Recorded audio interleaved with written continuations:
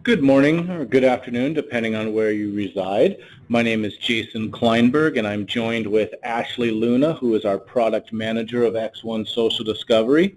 And we are going to do a web demo of X1 Social Discovery today for you. A little bit of housekeeping before we start. If you have any questions going throughout the web demo, by all means, please don't hesitate in typing them in to your GoToMeeting question box in the GoToMeeting panel, and we will be addressing all questions, or at least most of the questions, depending on time, at the end of the web demo. A little bit about X1 Discovery. As you see, we were founded back in 2003. We are a search company. We have 4 different products under our umbrella, all incorporating our fast-as-you-type search capabilities built into the tools. And as you can see, we have over 600,000 customers across 20,000 organizations. But the big takeaway from this screen is the last bullet point. As you can see, customer-driven roadmap, I would say a good 85 to 90% of all of the enhancements that have been added to X1 Social Discovery have been customer requests. And by implementing these, it has allowed us to go beyond the world of litigation and into law enforcement agencies using X1 Social Discovery, government clients using X1 Social Discovery, and corporate as well. The corporations and all using X1 Social Discovery to pull different data for many different reasons. And as mentioned, we do have 4 different products under the X1 umbrella. The first one being, as I mentioned, our X1 search tool. This was our flagship tool. It is a desktop install, allowing you to search through files and folders and PSTs, looking for embedded text either within the attachment of an email or maybe a Word document or Excel file in your folders, all in a single pane. And all you have to do is simply type in a keyword, and it goes through, like I said, your PST, your files, your folders, looking for text that could be in any one of the formatted, whether it be, like I said, a Word document, Excel file, or a PDF attachment in an email. And then, of course, we have our e-discovery tool, our X1 distributed discovery tool. And kind of the best way to describe this is more of like a pre-processing tool. As we know, processing large amounts of data not only takes a lot of time to do so, but is very expensive. And what X1 distributed discovery does is takes a large set of data, making it much smaller, and actually pulling the data truly needed and processing that for further review, whether it going into relativity or a document management program like Concordance for a review, final review, if you will. And then our distributed GRC tool is much like our e-discovery tool. This will allow you to search through unstructured data across the enterprise. So as we know, taking large amounts of data and centrally locating it to do a review or process could take a lot of time and, of course, a lot of money to do so. So we point the index to where the data resides, allowing you to search through the data within your compliance and your governance rules and regulations of your corporation and searching through that data. But we're here to talk about X1 Social Discovery, which is the software that pulls data from the social media sites, Facebook, Instagram, YouTube, Twitter, and Tumblr. Also doing web capture, single-page web capturing, uploading a list of 2,500 URLs to do multiple-page web capturing, or crawling entire websites. And then we also have webmail collections within X1 Social Discovery, allowing you to pull any data from any webmail source that uses IMAP as its back end, or using our built-in scanners for Gmail, Yahoo, AOL, and Outlook.com, and like I said, any other email or webmail source that uses IMAP as its back end, such as Apple email, if you will, all pulling that data in a forensically sound, defensible format. And the big question is, why do we collect social media data? Well, going back far enough, or not too far, I should say, the big electronic data collection, or ESI, was hard drives and emails. Well, as you can see, with 3.3 billion users in social media across the globe, and of course everybody putting every second of their day and every meal they've ever eaten, that data becomes relevant and discoverable. Here's a couple use cases for the private sector. Corporations, like I said, could use, like HR divisions, could use X1 Social Discovery to kind of take a look at who they're bringing into their company, because as we know, anyone can make a resume look like $1,000,000, but what is their social media truly saying about them? So kind of gives them a broader look at, kind of who they're bringing into the company. And then, of course, my favorite being the insurance fraud.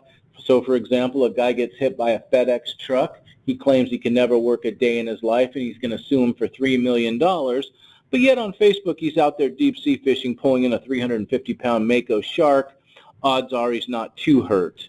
And then, of course, corporations also use our web capturing portion of the tool for brand management or to monitor their intellectual property to make sure competitors aren't stealing their data from their website, or just to monitor their website as well. They can pull that in using our web capturing portion of the tool.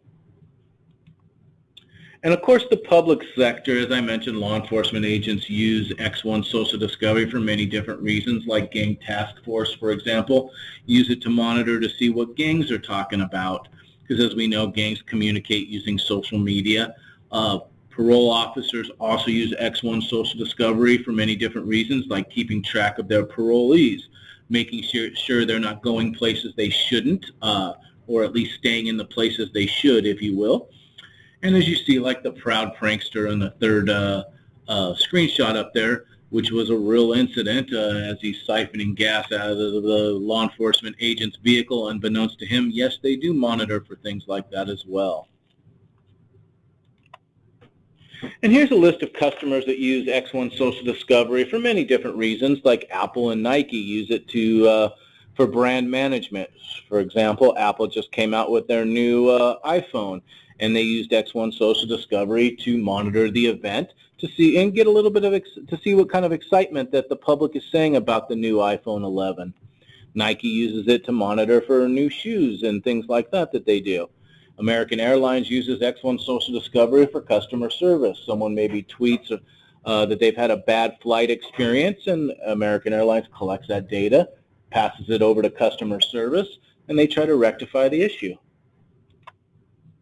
But I'd say this is probably the most important slide in the deck because this actually gets into the meat and potatoes of how X1 Social Discovery truly works.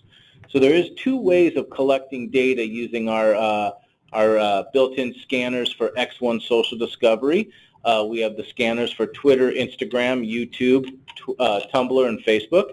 And as I mentioned, there's two ways of collecting the data. If you've got the person's username and password, it gives you the ability to collect just about anything that account has to offer.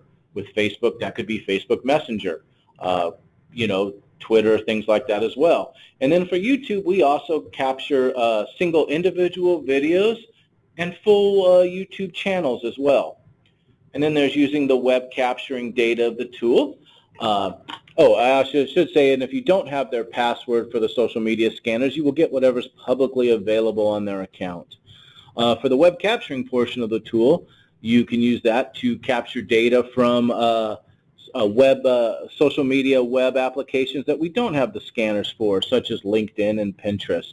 Also using it to capture data from the dark web, and using it to capture sites like Reddit, 4chan, Craigslist, Backpage, things like that.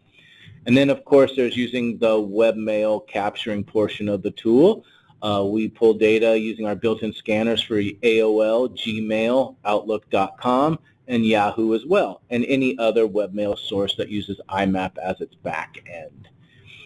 And then now that we have all this data, what do we do with it? Well, using our patented fast-as-you-type search capabilities, you can put in a single keyword, and it'll go through the entire collection, minimizing it down to every hit that has that keyword or Boolean type searching that you put into the tool. And keep in mind, each term that you put in will get its own hit highlight color so that you can find your search term in the tweet, in the Facebook post fairly quickly.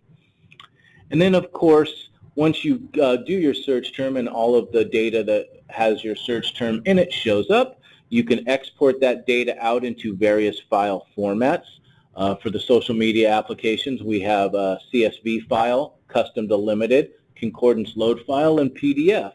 And for the web captures, both single page, multiple page, and crawling entire websites, we can export that data out into an HTML format or a full working offline version of the website with all the clickable links.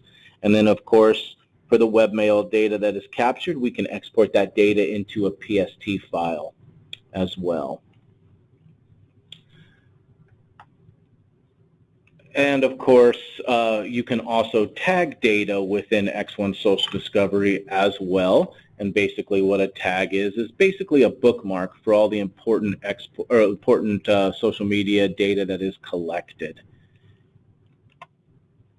And as mentioned, all of the data that is collected within X1 Social Discovery is forensically sound and defensible. Also keep in mind all the data that is captured is stored locally on your hard drive. We do not host your data. We do not see anything that is captured. All the data that is captured is secure within your network, keeping the chain of custody of that data nice and tight, like I said, within your network. And as mentioned, as said before, all the data captured is forensically sound and defensible, as we offer the metadata behind everything that is captured within X1 Social Discovery. And as you can see, we MD5 hash every item that is captured within the tool as well. And if you're not sure what an MD5 hash value is, basically, as you see in that orange box, it's a long string of code that really doesn't mean too much unless your data goes to court. And as long as that long string of code never changes from the time that you bring the data into the tool to the time that you export the data out, it is a defensible marker that proves that data has not been altered in any way, shape, or form during the collection of the data. And here's a couple of quotes from users who use and rely on X1 Social Discovery on a daily basis as they're collecting their data, all with the secure feeling that all the data is forensically sound and defensible, and knowing that they are doing their collection with that in mind, giving them peace of mind when collecting the data and knowing that it has to go to court. With all that said, I will now pass the ball off to Ashley Luna, who will do the product portion of X1 Social Discovery. And again, if you have any questions, by all means, please don't hesitate in typing them into the question panel portion of your GoToMeeting box there, and we will address the questions at the end of the demo. Thank you. Awesome. Thanks for the introduction, Jason. So we're going to be transitioning into the live demo portion of the webinar today. So we are going to be covering the workflow from the end user's perspective, and you guys are going to be walking away with an idea of the different types of collections that we offer, some case management features, searching and review options within our tool. And then we always like to kind of round it off with some export samples to show you what the data looks like outside of the tool and what are your options as far as exporting. So just to kick it off here, I'm going to bring up one of our main screens. This is our Manage Cases area. And this is where you would basically do your case setup. So within Social Discovery, we are a case-centric software, so basically what that means is you have the ability to create multiple cases within our tool. We do not limit the amount of cases that can be created. So with a single license, you can create many cases. We don't cap that. And then also, you do have the ability to set up several different types of collections within a single case. So a single case does not equate to necessarily one type of capture or one social media collection. You can actually have a lot of collections taking place within a single case. So we will be diving into that. Just to cover some other case management features here, at the top we do have some archive and importing options. This is going to be important because Social Discovery is a local install. So when you get a license of the software, you're going to be installing it locally.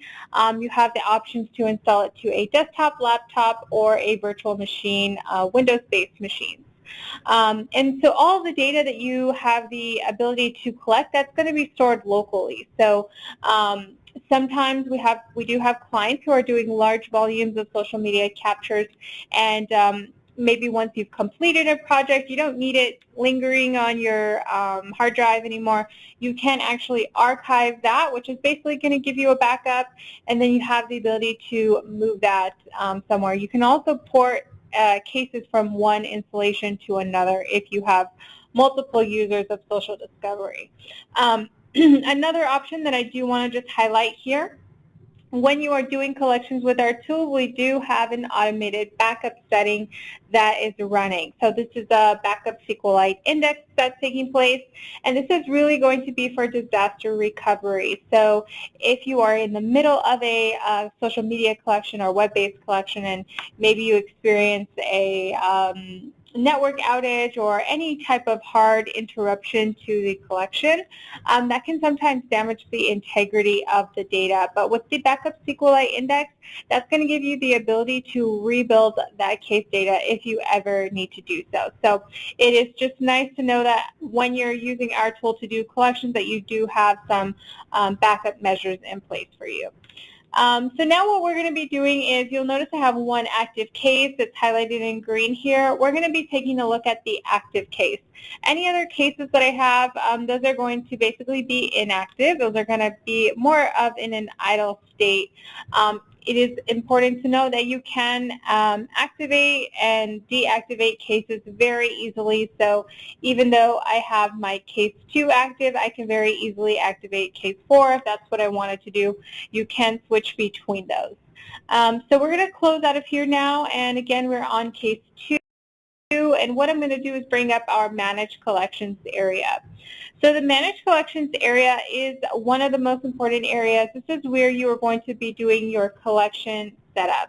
So each time you create a new case, this area here is actually going to be completely blank. It's not blank because I have already gone ahead and set up some sample collections for us. But when you are ready to start configuring your collections, we do have these available at the bottom to be selected, and these are broken up into 3 different categories. So on the left side, we have our social media collection options. These include Twitter, Instagram, Tumblr, Facebook, and YouTube. On the right side, we have our webmail collection options, which include AOL, Gmail, IMAP, Outlook, and Yahoo. And then lastly, we have our web capture solution. And within web capture, there are actually several different features. So it does allow you to do single-page web capturing. You can do bulk importing of multiple links, and you can also do full website crawling and preservation. So those are all things that we're going to be taking a look at. I always like to start on the social media side. It is a very popular use case for our tool. And I'm just going to dive right into Facebook capture. So basically, at this point, what you would do here is you're going to just choose what collection you want to get started with to set that up. So I'm choosing Facebook capture here, and I'm just going to call this one test capture. You can name this according to maybe the particular account you're going to be collecting from, or maybe you have a matter name or a case ID that you need to name that accordingly. So once I go ahead and name my collection, now what's going to happen is I have my Facebook capture browser that has popped up. And if you've never used this before, there is some great information that's just summarized here about, you know, how the capture works, how to get started with that. Once you're ready, though, to jump right in, you'll just click this little hyperlink here to take you to facebook.com. You can also directly just navigate yourself or paste in a Facebook URL in the URL field here.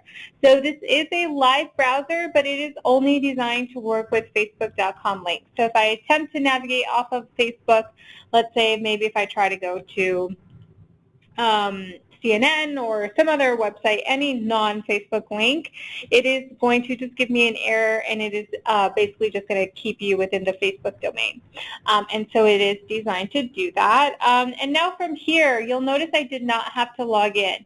Basically, I am already logged in with an account. So because I have already set up a Facebook capture, my credentials have been cached, which is helpful because I don't have to repeat myself and log in each time.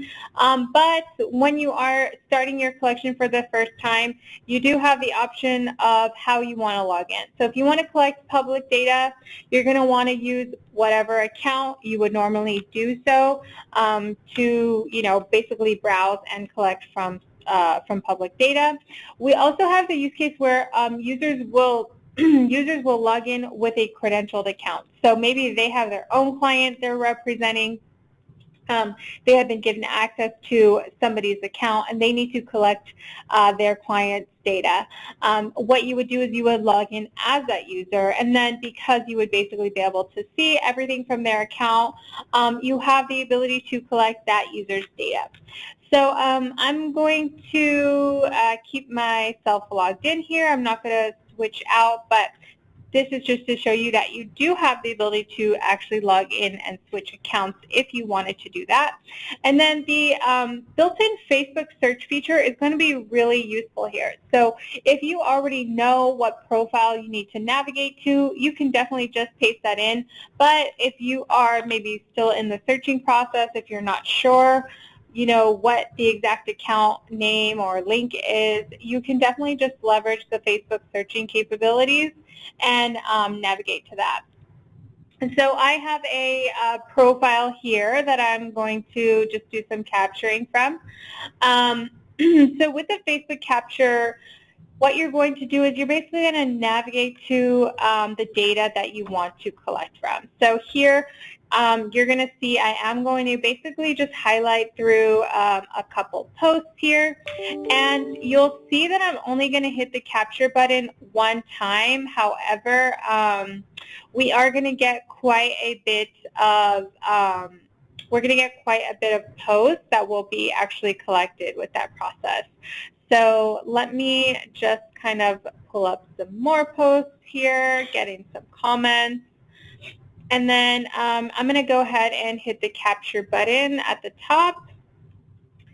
And now what's going to happen is we are going to start to see some information load up in the right-hand column. This is a little log, and it's basically just going to show us what particular link we're loaded on, so we know, okay, this particular account we're loaded on is Wendy Mendez. This is who we're collecting. That's great.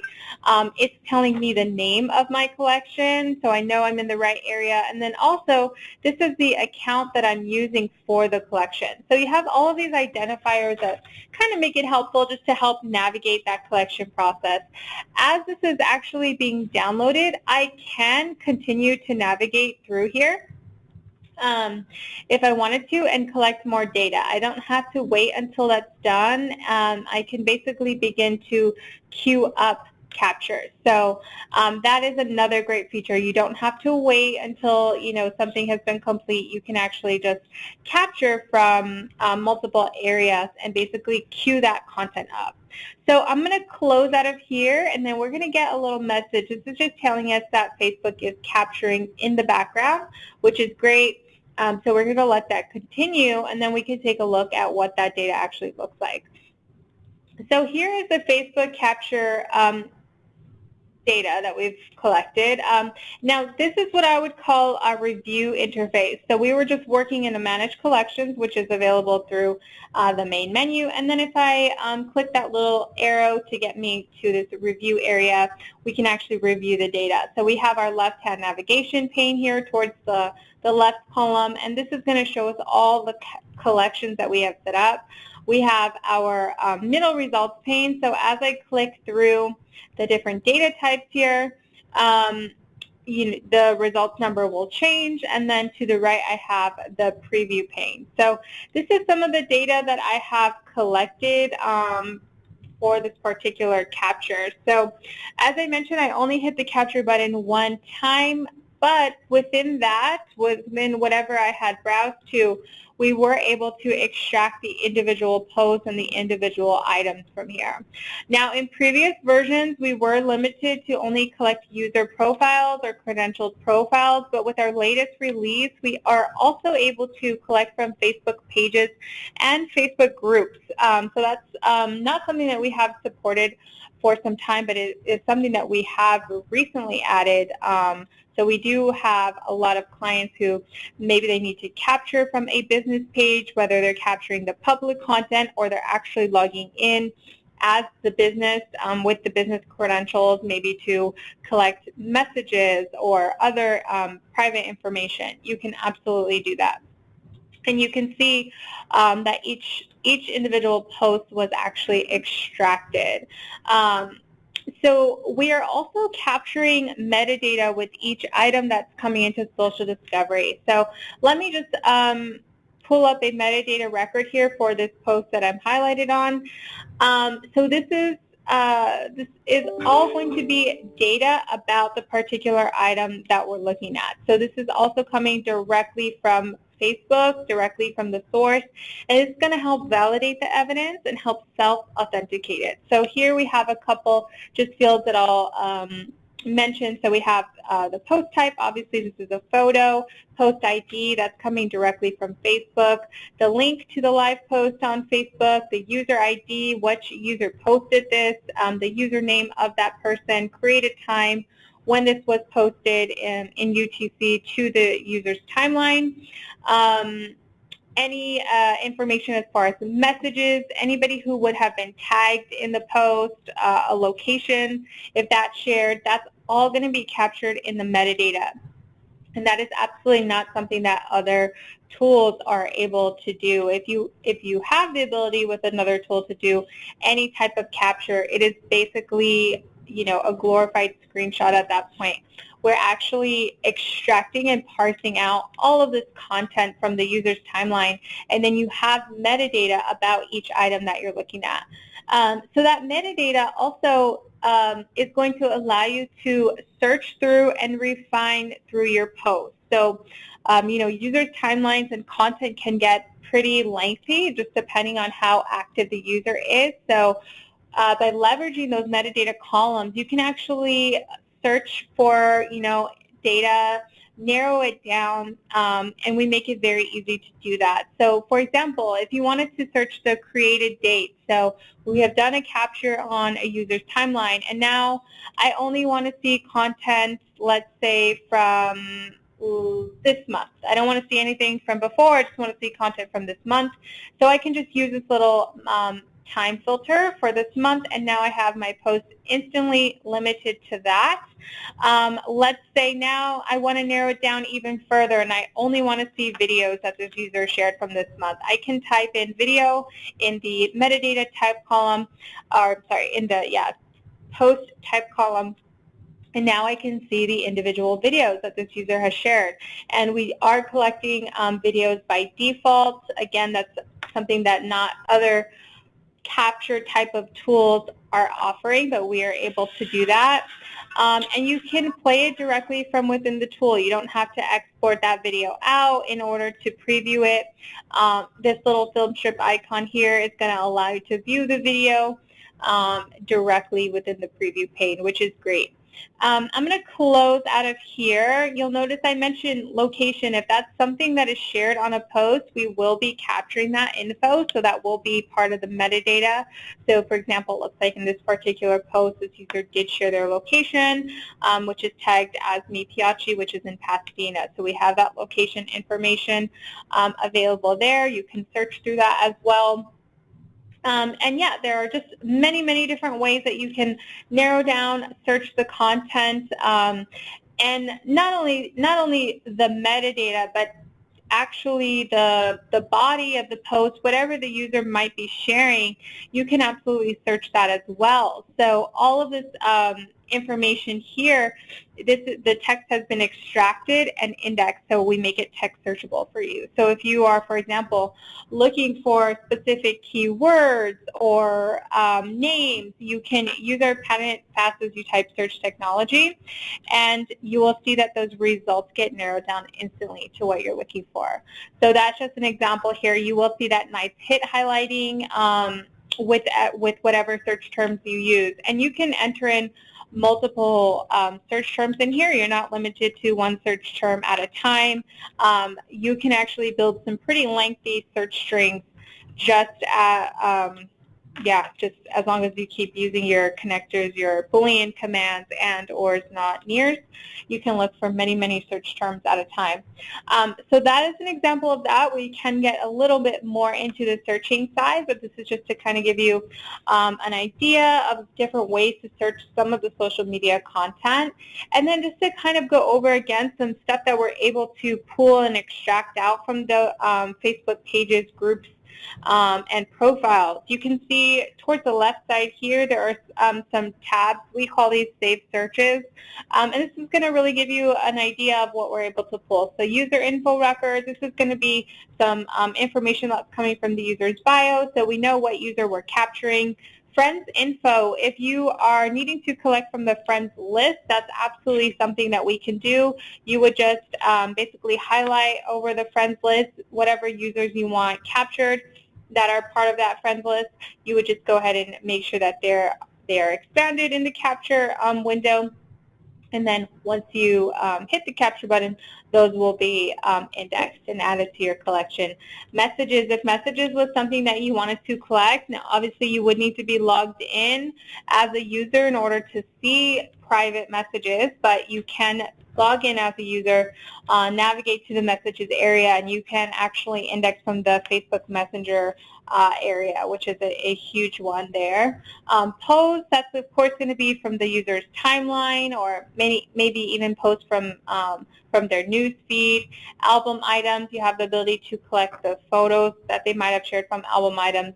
And events, that's going to be something that is more geared towards Facebook groups and pages, anybody who might be having events. Lastly, we have our capture area. So as you guys saw, I did go ahead and do a capture. I hit my snapshot button one time, and then we saw all of those posts get basically extracted to our collection. Well, we are also providing you the snapshot with that. So you get basically the snapshot as well as the individual indexed items. And this is going to be helpful for a couple of reasons, but we sometimes do have users who are specifically instructed to export out the content exactly the way that it looks on the web. So if that's, guidelines that you might have to follow or you might have been given, you would simply want to export out this particular capture to PDF, and then there you go. It will look just like it does on the web layout. So you have all of those options as far as the Facebook capture goes. We're going to be stepping into another type of capture option, and this is going to be on the Instagram side. So with Facebook, I showed you guys mostly public-facing collection.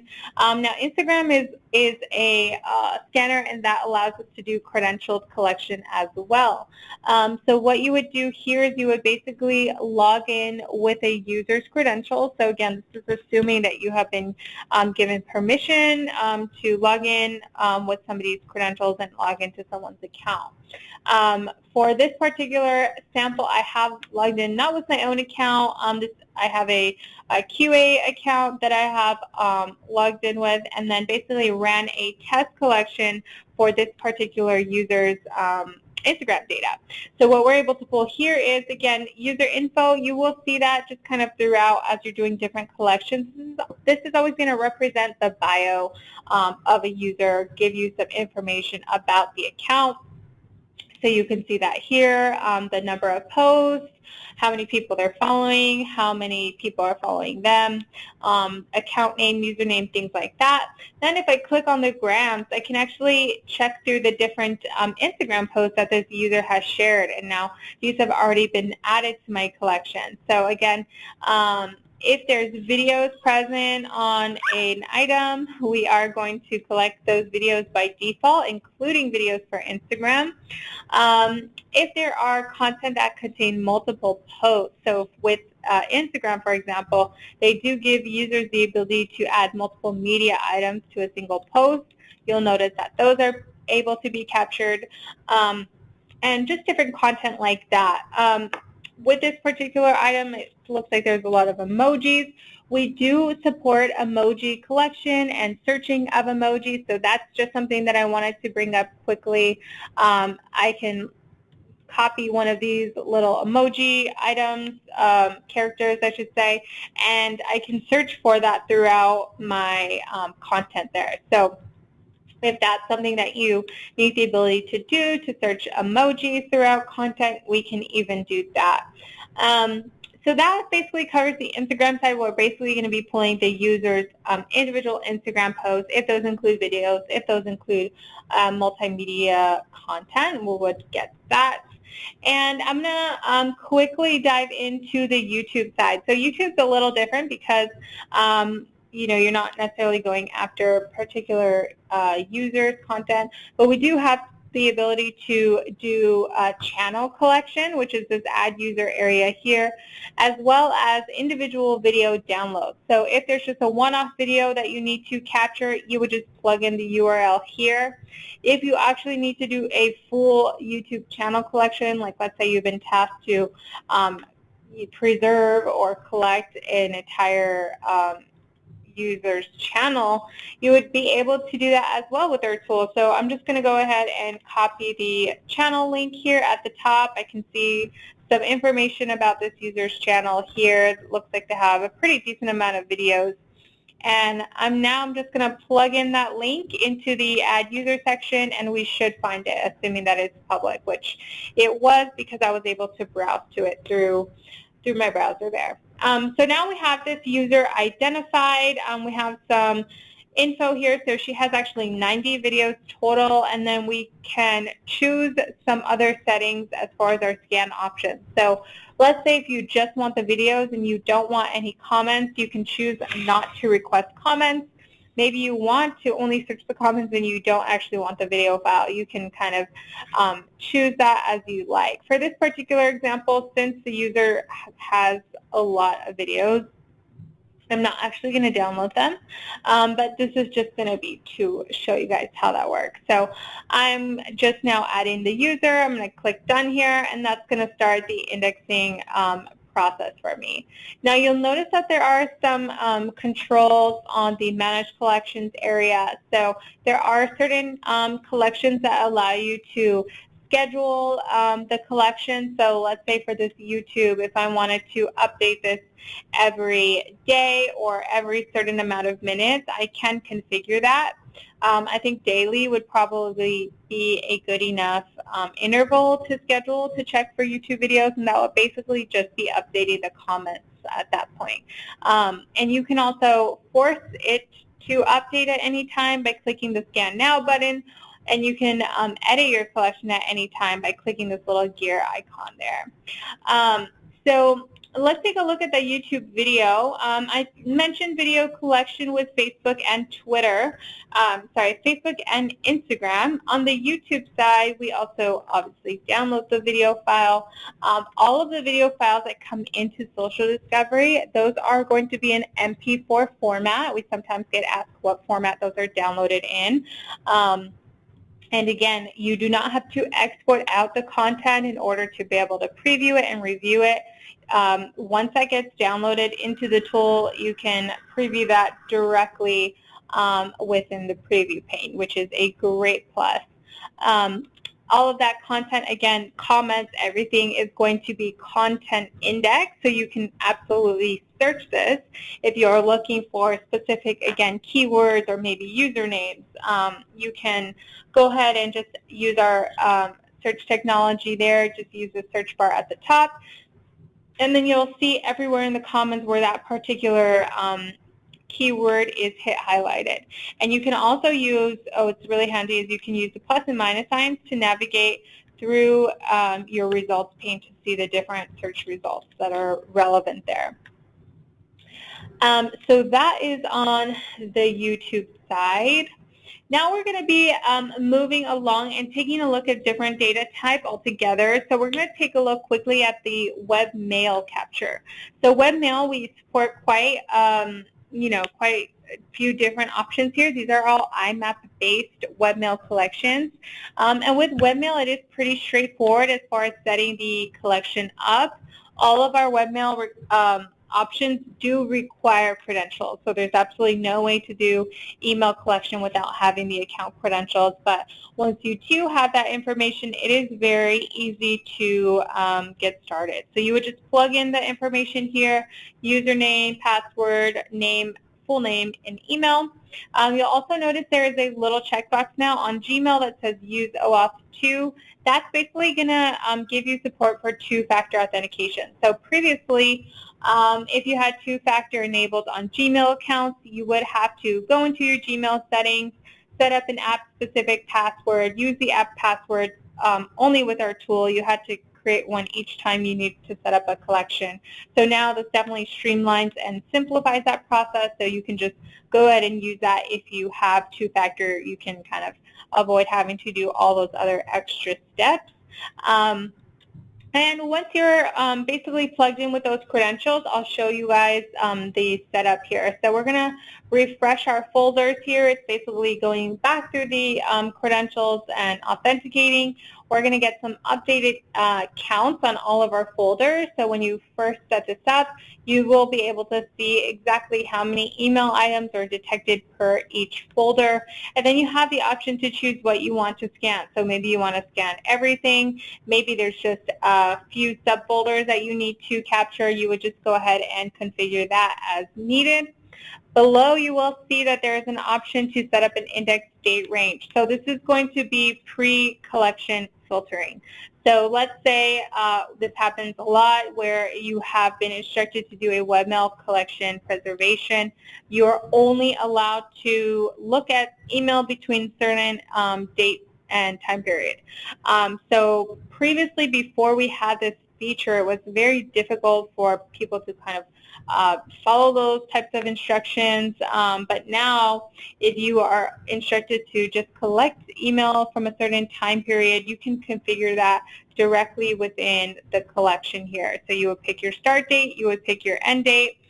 Very easy to just click that on the little calendar option there, and we will only look at and pull down content from within that date range. So that can be very helpful. If you don't have any particular guidelines or anything like that, you can just leave that totally blank, and we will just pull whatever is available for that folder. You can also always filter post-collection by date. So let me go down to my email collection for the Gmail.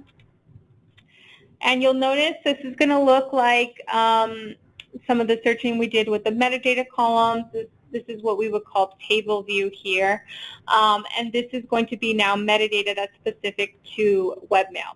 So we have the date received, we have the from to column, subject, attachments you can even search by, and then all of these columns, as you have seen, these are all searchable.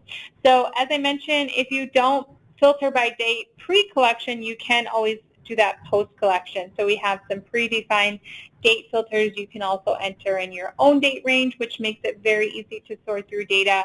And then you can use any of these other columns as well, such as to, from, subject, etc.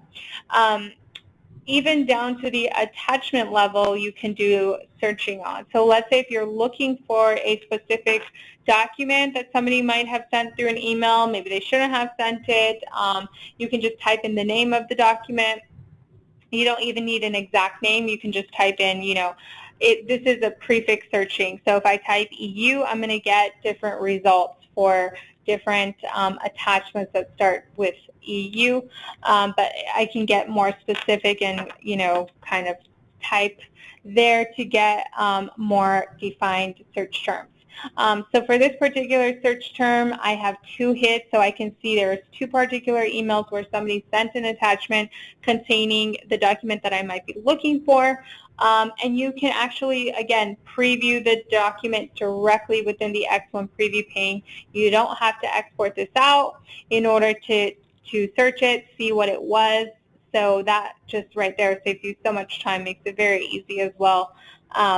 So we have that type of searching capability on the emails. So again, it's going to be able to search attachments as well as the actual body of the message, and then any email-specific metadata.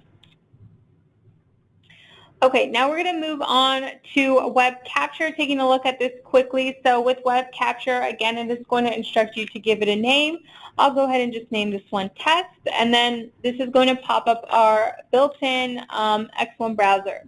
So unlike the Facebook capture, this browser is not limited to any specific area. It is an open browser.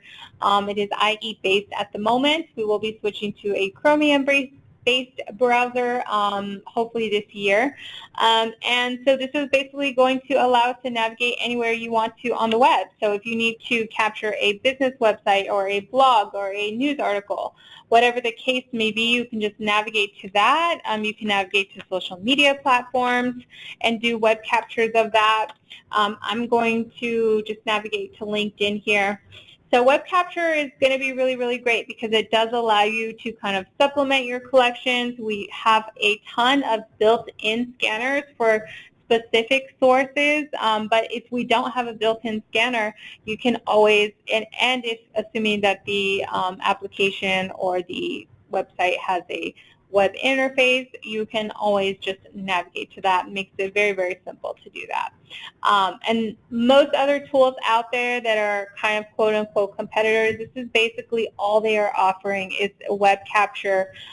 This is just one component of our tool, however. So we have this kind of embedded along with all of the other features that we have.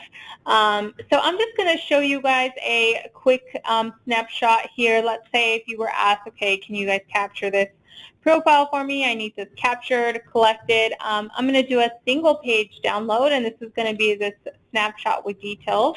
Once I click that, you will be able to see it actually go through the download process. So this is an important part that's happening here. We are going to be getting a snapshot of the page, but we're also downloading the full HTML. So that's what's going to make the results text responsive, text searchable, content indexed. Again, a lot of these tools out there, they are maybe providing a nice fancy capture or PDF, but there's absolutely no way to search the content, which can be very limiting. And if you have quite a bit of data to go through, that makes it very, very hard. Another option we have here on the web capture is our bulk import. So this is going to give you the ability to import multiple links at one time. We sometimes have clients who need to do large collections of just different links. So this is going to give them the ability to do that without having to sit there and load each URL one by one. That would absolutely take forever. So in this case, you have the ability to either import a text file that you can create yourself, or just paste in a list here of different links. So we will basically queue those up and then run through that download process that I showed you on the LinkedIn side. Lastly, but not least, we have our web crawler, and this is going to be able to do full website preservation. Now, this is going to be something that you would want to use, again, when you want to capture a complete website.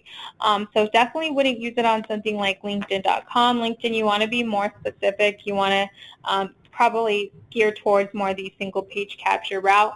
But with something like the web crawler, for example, our x1.com site, that might be a good example. And I do actually have a capture of that I can show you guys. But with the web crawler, basically what you're going to do is you're going to be defining where you want the web crawl to start from. In most cases, that's going to be from the home page if you are trying to get the full website preserved. Below here, we have some crawl options as far as if you want to run the crawl in the background, reuse the browser session. That will basically be for credentialed crawling. In our filters tab here, you have several options as well to filter down with. You can filter by URL. So let's say if you only want to stay within a specific area of the website, maybe only, let's say I want to crawl x1.com/support. So now I want to just filter by this particular link, and it's only going to crawl links, URLs that contain the word support in there. Also below, you have the ability to blacklist certain areas of a website. So if it's a large website, if there's big places that you want it to skip entirely, you can use wildcards here. You can use full links, and we will basically skip over those during the crawling portion. And then lastly, we have our keyword filter. So this one is a great feature here. This is not going to be filtering by URL. This is actually going to be based on the content of the website. So we are, again, remember, we are content indexing during our capturing. So let's say, again, taking the x1.com example, if I wanted to crawl x1.com, but I only wanted to collect pages that contain the word e-discovery, I can go ahead and type that in. I can actually type in multiple keywords here, and we will crawl the entire site, but we will only download pages that contain the keywords that you have defined here. So that can definitely help cut you time. You're not going to have to do the searching and refining after the fact. You can kind of set that up to just get the relevant pages pre-collection. So I'm going to close out of here. I know that's a lot of options as far as the crawling and what the web capture can do, but once we actually show you the results, maybe it'll make it a little bit easier to just kind of break down. So here we have the LinkedIn page that I collected here. So we have the HTML, and now you can see that we are actually looking at the local file here by me highlighting this path. This is the local file path. So I'm not looking at the live page at this point. This is already preserved in my case. So this particular user changes their whole LinkedIn profile tomorrow, removes things, changes stuff. We will have that page preserved here, as well as the metadata to go along with it, when it was captured, what version, etc. With each HTML, we are also getting a page image. So this is the snapshot that I mentioned. You have the choice if you want to export the PNG or the HTML. We have all of the source code that is ingested. If you needed to or wanted to search that for any reason, you can. And then the MD5 that's calculated. So we are actually calculating the MD5 for every item that comes into social discovery, not just web captures. And then this is just to quickly show you for the crawling side. Again, if we take that x1.com homepage as our example here, I want to just quickly show you the different links that we were capturing throughout that crawl. Again, the crawler is designed to stay on domain, so this is basically just starting from that homepage and then working its way down through the different layers, through the different links until the entire website is crawled, or until I manually stop the crawl. So that is just an example there. Now I just have a couple other searching and review options to show you guys before we get into the export samples. So I'm going to scroll up to the top left here. This is the federated search area. So you'll see there is a way to search for all social media items or all indexed items. It just really depends on what you're looking for and what you're trying to basically narrow down on. So if you only wanted to search social media data, you can use that.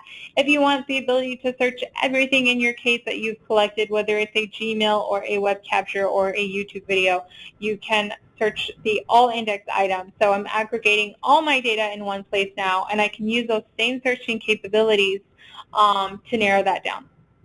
And again, this is going to be Boolean search operated, so you can run your search terms in here. You can use your search commands.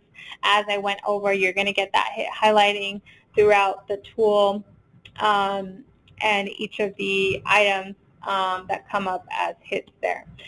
Once you are basically, let's say you have some content that you want to tag. Jason mentioned that we do have the ability to tag. You'll see that above the preview pane here. I can go ahead and edit these tags. You can create your own custom ones. You can apply multiple tags to an item as well. I typically create one for the word export, and then that helps me to know once I'm doing my review what content I actually want to export out of the tool. So the tags column is here. I can do a quick search on this. I want to see any content that I've tagged with the word export here. So I have a couple different types of data. I have some email, looks like. I have some documents, some other social media content. So if I wanted to now do the export at this point, I can go ahead and go to my deliverables section. Let me just readjust that. And the deliverables are the different export options that we have. So we have concordance, CSV, custom delimited, PDF, HTML. PST is going to be for your webmail collections, and then we have a website output option for web crawls, and that's going to be like an offline browsable version of a website. If you use any type of review platform like concordance or relativity, you would most likely want to do the concordance load file. That's going to just create a nice load file for you to import for the review platform that you're working with. If you don't use a review platform but you want an easy to digest format, PDF is a great one. Whoever is receiving the PDF, they don't need to have any type of special software or reader. They can just open that. And again, all of our PDFs are text searchable. So right now I'm just going to minimize this, and I'm going to bring up a PDF sample. And then I think we'll want to have a couple minutes for questions. So this is the PDF sample here. I will run through this pretty quickly. The PDF does have a default format. You have some customization, such as the ability to upload a company logo here. And then a lot of the data that we're going to be pulling is going to be basically kind of put together for you automatically. So we have the case name that's ingested, case ID, investigator information. This is all going to be pulled in manually formatted for you.